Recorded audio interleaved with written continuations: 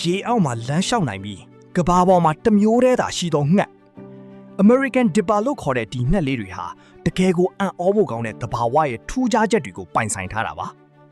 ဒီငှက်ဟာသူ့ရဲ့သားကောင်တွေကိုဖမ်းယူဖို့အတွက်ရေအောက်မှာလမ်းလျှောက်နိုင်တဲ့ကဘာပေါ်မှာတမျိုးတည်းသောကုန်းနေရေနေငှက်ထူးဆန်းမျိုးနွယ်ပဲဖြစ်ပါတယ်သူတို့ရဲ့ရေငုပ်ပုံစံကတကယ်ကိုထူးခြားပါတယ်အားကောင်းတဲ့တောင်ပံတွေကိုအသုံးပြုပြီးရေဆေးချောင်းကိုစံတက်ကရေအောက်ထဲကိုထိုးဆင်းပါတယ်အဲ့ဒီနောက်အီးဆက်လာတဲ့ရေဆေးချောင်းအောက်ကကြောက်ဆောင်တွေပေါ်မှာလမ်းလျှောက်ရင်းရေနေပိုးမွားတွေကိုရှာဖွေစားတော့ကြတာဖြစ်ပါတယ်အားကောင်းလာတဲ့သူတို့ရဲ့တောင်ပံတွေကိုရေအောက်မှာရေကူးတဲ့ပုံစံနဲ့အသုံးပြုပြီးရေဆေးချောင်းကိုအန်တုကရေအောက်ကြောက်ဆောင်တွေပေါ်မှာဟန်ချက်ညီညီလမ်းလျှောက်ရင်းအစာရှာဖွေတတ်ကြပါတယ်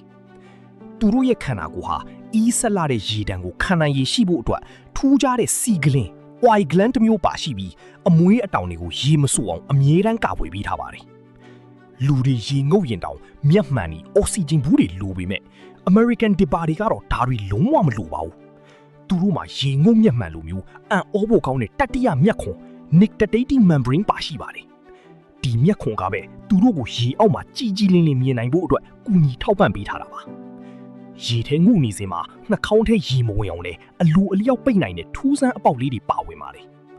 သူတို့ဟာအလွန်အေးမြတဲ့ဆောင်းရာသီမှာတော့ရေခဲနေတဲ့စမ်းကြောင်းတွေငုံလှုပ်ရိုးပြီးအစာရှာနိုင်တဲ့အထိတဘာဝကပေးထားတဲ့ကြန့်ခိုင်မှုကိုပိုင်ဆိုင်ထားကြတာဖြစ်ပါတယ်